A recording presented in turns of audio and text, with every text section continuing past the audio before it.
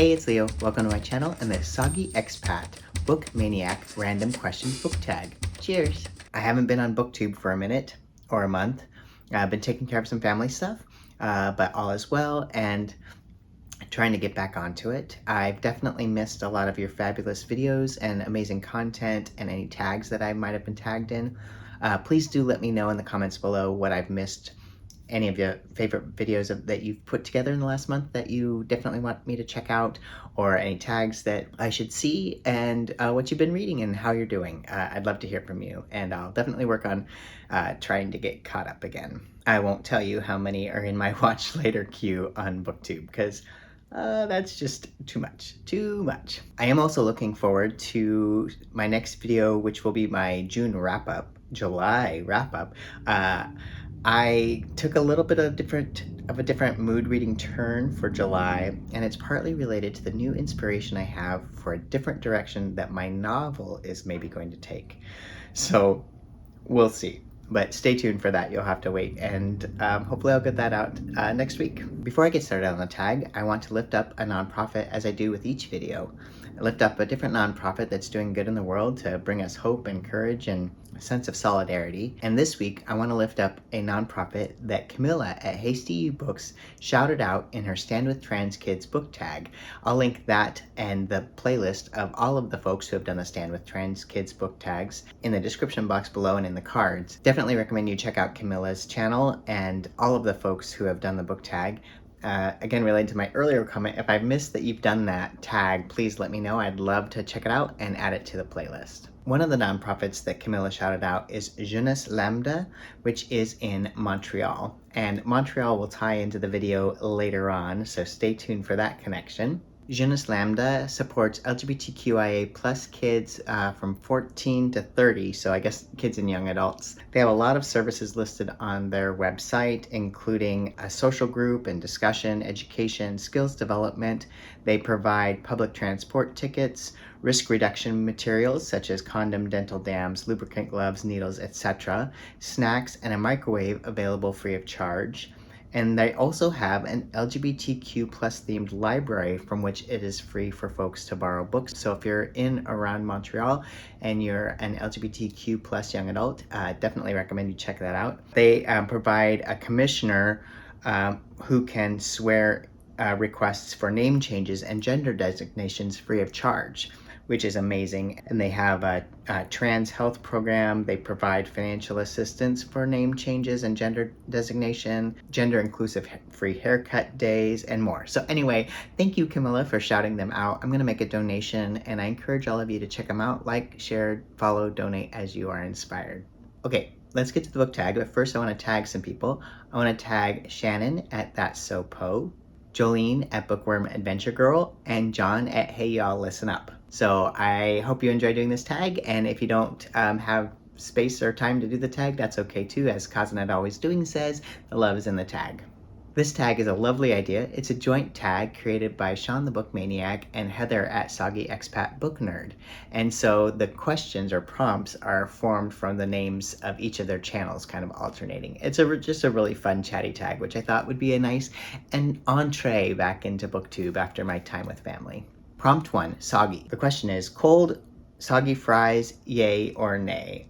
And I would say, on occasion, it depends, particularly if I'm craving salty carbs and that's what's available. Salty carbs is definitely so good. I won't tell you that I may or may not have had like a bag of chips for dinner tonight, but that's just between us. So anyway, let's move on. Prompt 2, expat. Have you ever lived abroad? If not, would you? Okay, so I haven't ever lived abroad. Would I? Yes, but I would definitely need my people, like the people I care about, or some connections, community, friends. I also would need books, which I think could be easily accomplished, and I would really like to have access to trapeze, but I think, traveling and taking trapeze classes abroad sounds amazing. Yeah, sign me up. I'll become an expat. The next prompt is for book, a trip you took and or would like to take because a book or author made you want to see it in person. So definitely when I was a kid, I would have said Prince Edward Island because of Anne of Green Gables. Really wanted to go there and may or may not have been trying to figure out how to make that happen as a kid. Still would love to go there. I went to Montreal not for this reason, but it was kind of fun to see a little bit of the region where the Louise Penny Inspector Gamache series was set. I only had a few days there, so I didn't get to poke around as much as I want, but that was fun. But top of my list is to go to London. I would love to go to London, obviously to meet all of my new BookTube bookish friends there as well. I want to see the Kew Gardens. We just had the director of the Kew Gardens come and speak here in Portland, and that was a really fun discussion. Would love to check out the theater in London, but specifically to get to this question about books, there's just, I mean, so many books are set in London that, you know, different Regency romances or historical detective stories or, you know, Agatha Christie, just so much. So that is top of my list. I don't know when it'll ever happen, but that would be amazing. Yeah, now you've got me dreaming. So one day. Next prompt. So this is a good prompt. A book or author from Canada and or Wales that you'd like to read. So I decided to list 2 Canadian authors and 2 Welsh authors that and books of theirs that I would like to read. So these are definitely on my TBR in part from some of you who have mentioned them. So the first that I want to read is We Have Always Been Here, a queer Muslim memoir by Samir Habib, who uses they, them pronouns. This has won multiple awards, including the 2020 Lambda Literary Award. Ooh, it has been one of Book Riot's 100 most influential queer books of all times. Let me read the synopsis to you. How do you find yourself when the world tells you that you don't exist? Samira Habib has spent most of their life searching for the safety to be themselves. As an Ahmadi Muslim growing up in Pakistan, they faced regular threats from Islamic extremists who believed the small, dynamic sect to be blasphemous. From their parents, they internalized the lesson that revealing their identity could put them in grave danger. When their family came to Canada as refugees, Samra encountered a whole new host of challenges: bullies, racism, the threat of poverty, and an arranged marriage. Backed into a corner, their need for a safe space in which to grow and nurture their creative feminist spirit became dire. The men in Samra's life wanted to police them. The women in their life had only shown them the example of pious obedience, and their body was a problem to be solved. So begins an exploration of faith, art, love, and queer sexuality, a journey that takes them to the far reaches of the globe to uncover a truth that was within them all along. A triumphant memoir of forgiveness and family, both chosen and not. We Have Always Been Here is a rallying cry for anyone who has ever felt out of place and a testament to the power of fearlessly inhabiting one's truest self. So that sounds amazing, and I hope I can get to that soon. That was We Have Always Been Here, a queer Muslim memoir by Samra Habib. Okay, book 2 is also Canadian. This is Queer Returns by Ronaldo Walcott. This book is an essay collection through the lens of Black expression, identity, and the political. They explore what it means to live in a multicultural society, how diaspora impacts identity and culture. These essays return us to foundational assumptions, claims, and positions that require new questions without dogmatic answers. So it sounds a little academic, but very interesting. Okay, so now let's hop to Wales. And book 3 is Conundrum by Jan Morris. This sounds really good. So Jan Morris was a celebrated Welsh historian and travel writer, born in 1926. She is a trans pioneer, and Conundrum is her 1974 memoir of transitioning from male to female. She had been an accomplished soldier in the British military during World War II, a daredevil reporter, renowned historian, and transitioned some time ago, before we were much more comfortable talking about things publicly, and wrote this memoir in 1974, so I'm definitely interested in reading this. The last book that I want to read from a Welsh author is Sugar and Slate by Charlotte Williams. This is a memoir. Charlotte Williams is a mixed-race young woman, a daughter of a white Welsh-speaking mother and a black father from Guyana, and she grows up in a small town on the coast of North Wales. From there, she travels to Africa, the Caribbean, and finally back to Wales. Sugar and Slate, named for the industries of both Guyana and Wales, is a story of movement and dislocation. It's a personal memoir and a story that speaks to the wider experience of mixed-race Britons. It is a story of Welshness and a story of Wales, and above all, a story for all of those who look over our shoulder across the sea to some other place. Fabulous question. The next prompt is for a random category. Embarrassing parent story time. A time your parent or guardian embarrassed you to your core and you're still recovering, or a time you were that parent. So I can't think of one of my parents, and I'm not a parent. I am sure that if I were, I would have many, many, many times that I would embarrass my child to the core. But that didn't happen. So I will leave that question for all of you to answer, and definitely recommend you check out the other folks who are answering that question. There's some pretty good answers out there. The next prompt is for Maniac. One or two things you are a maniac about aside from OBS being a book maniac. And so you may or may not be surprised that my answer to this is trapeze, and I will use that to segue into this little video from last week.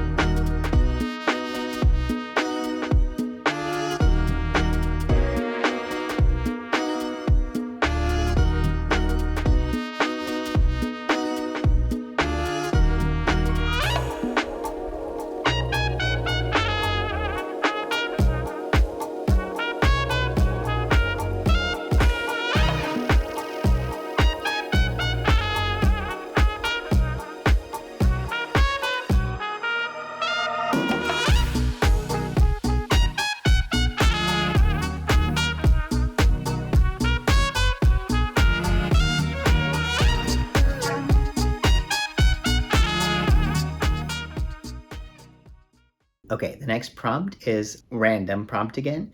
Have you ever been hideously lost, literally or figuratively? Let me tell you, I do usually get lost routinely. I'm so grateful to the inventor of the GPS and voice-guided navigation on the telephone, because that has saved me a lot. I also pulled this trick when I was in Montreal. This superpower, what do you call it when it's not a superpower, but like the opposite of a superpower? Anyway, I went to Montreal to visit a friend who was traveling as a circus performer, and so we only had a few days there, and we took the metro out to do some shopping and exploring, and that was really lovely and fun. We were trying to get back to downtown to check some light displays that we had purchased tickets for, and so we wound up realizing that we were on the opposite side of Montreal because we had taken the exact wrong metro. Thankfully, we were able to figure it out. We took some sort of walking detour, got back on the right train, and made it back, and we did not miss the show. We definitely had to hustle a little bit. Yeah, so that was an adventure. Would love to go back to Montreal and check it out, and was really glad to be able to see my friend too. The next prompt is another random one, a memorable encounter with a stranger. So I was trying to think of answers to this question, and all I could think of were like really cringe-worthy memories. You know how when you're like trying to sleep at night and all you can think of is that one time when you were like 14 and you said something really cringeworthy that no one probably remembers, but you're just mortified how many years later. So apparently, when the prompt was a memorable encounter with a stranger, that was mostly what I came up with. But I finally came up with one. So I was studying theology at the Jesuit school, the graduate school in Berkeley, and I was walking back from a class and wound up walking with a Jesuit from Ireland, I believe he was from. And I have this other superpower, similar to my wrong direction superpower, which some of you may also have, where if I'm with someone with an accent, I will accidentally pick it up. Like, I cannot do an accent if I tried. Like, if I tried to pick up an Irish accent, if I tried to sound like I'm from London, there's no way I could. I can't, I don't know, I don't have the skills to do that. However, I have like a sympathetic ear, and so without meaning to, I will pick up the accent of the people I'm with. And so halfway through our walk back across campus, I accidentally picked up an Irish accent. And so I just remember, like, not realizing it. I just had an Irish accent. So we get back to the classroom, and he says, "Now, wait a minute, where did you say you were from?" See, now if I could do an accent on demand, I could have said that line in an Irish accent, but I can't do it on demand.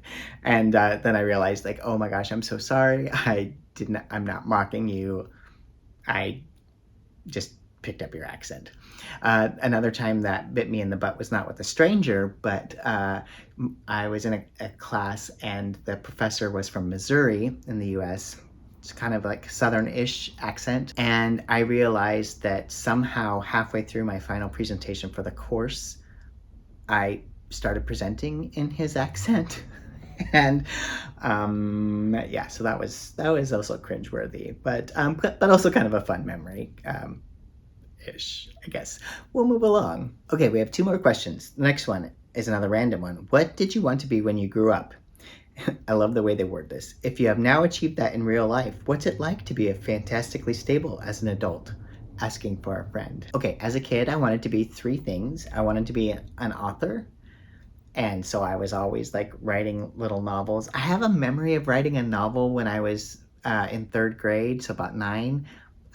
I don't know if that's a real memory or not, but let's just pretend that that's real and that happened. But I have definitely a lot of other examples of like short stories and so forth that I wrote as a kid. I wanted to be a pastor. So like when I was, I don't know, maybe 10, my friend's bird had died while we were pet sitting. I have a really bad record of pets dying when I'm pet sitting them, so I probably shouldn't be asked to be responsible for. Anyway, so her bird had died, and she came back, and we decided to do a funeral. And so I dressed up in my brother's angel costume from a Christmas pageant one year and was the pastor, and we did a funeral for the bird and buried it in the backyard. So that was my foray in being a pastor as a child. And then I also wanted to be a database programmer, something like database administrator. Okay, so now as an adult, let's see. So author, I've been working on the same novel for 12 years, and maybe this latest idea will take me somewhere that'll get it closer to something. But let's just say that I'm not, I don't think I can count myself as an author. Certainly not a published author. Let's just clarify that. The second one is a pastor. So I am an ordained pastor in the ELCA, the Lutheran Church. I am not currently an active pastor. And then database administrator, which I do actually in my tech job, do a lot of stuff with databases, and I do really enjoy that part. I almost kind of feel like I've met my childhood goals, kind of. But I definitely do not feel like a stable adult, so don't look to me for that. And I definitely would love to finish this dang book. Keep working on it. I'm going to keep working on it. Okay, last question. Are you a people watcher? Do you have good peripheral hearing? And share an anecdote or 3. I feel like before the pandemic, I was maybe a people watcher. Now, I'm not a people watcher. I mean, I don't dislike people. But what I love watching is animals. I live in the city, and one of the things that in this season right now, I'm absolutely loving is the crows. From where I can sit out my window, just like around twilight, there's just huge numbers of crows that fly around and they're swarming. And I really want to, if any of you have a good book to recommend on learning more about crow behavior or fun ways to learn about crows, I would love, love, love to hear about it. But they'll like settle in the tree, and they'll all rush around and then settle on top of the building, and then they'll all rush around, and I can't get enough of the crows. And where that goes in terms of people watching and listening in on conversations is I try to imagine like what they're talking about, and I definitely try to make sure I greet the crows when I walk by them, because I know that I want to be their friend. They know who people are and they're very smart. So yeah, so that's my crow story. I also love talking to other animals as well. So anyway, let's move along. Do you have good peripheral hearing? The answer is no. Masks make it worse, but sometimes I often mishear things.